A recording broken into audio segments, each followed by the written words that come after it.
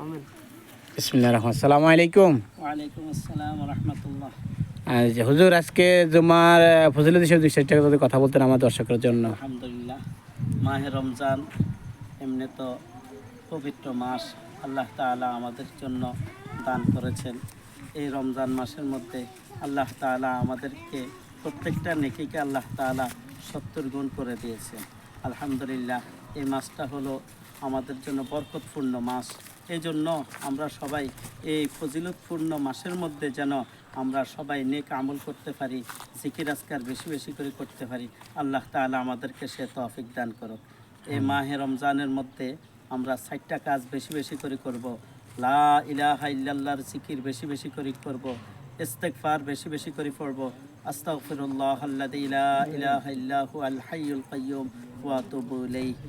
এই ইস্তেগফারটা আমরা বেশি বেশি করে পড়ব, কেননা আল্লাহর হাবিব সাল্লাল্লাহু আলাইহি ওয়াসাল্লাম রমজানের বাহিরেও দৈনিক 70 মাররা, 100 মাররা, 15 রাওয়ায়াতে আছে দৈনিক 70 বার আল্লাহ তাআলার নিকটে ইস্তেগফার করতেন।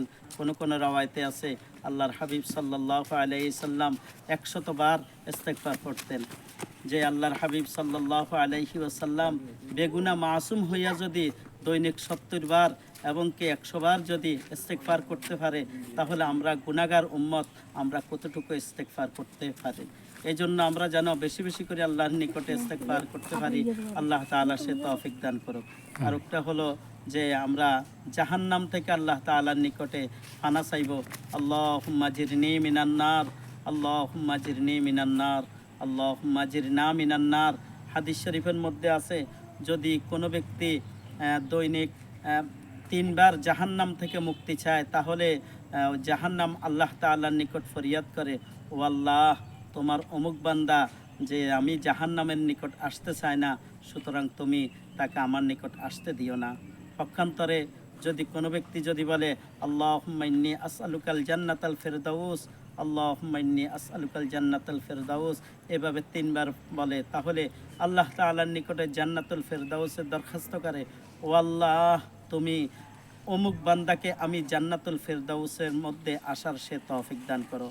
এই জন্য আমরা বেশি বেশি করে আল্লাহর নিকটে দোয়া করব, আল্লাহ যেন আমাদের সবার মাহে রমজানকে আল্লাহ তাআলা যেন কবুল করে। আমিন সুম্মা আমিন। ওয়া আখির দাওয়ানা আলহামদুলিল্লাহি রাব্বিল আলামিন। সবাই শুনলেন হুজুরের কথাগুলো মন দিল দিয়ে সবাই পালন করে, সবাই যদি এইভাবে চলতে পারেন এই রমজানের ফজিলত আদায় হবে ইনশাআল্লাহ। অসংখ্য ধন্যবাদ হুজুর। আসসালামু আলাইকুম।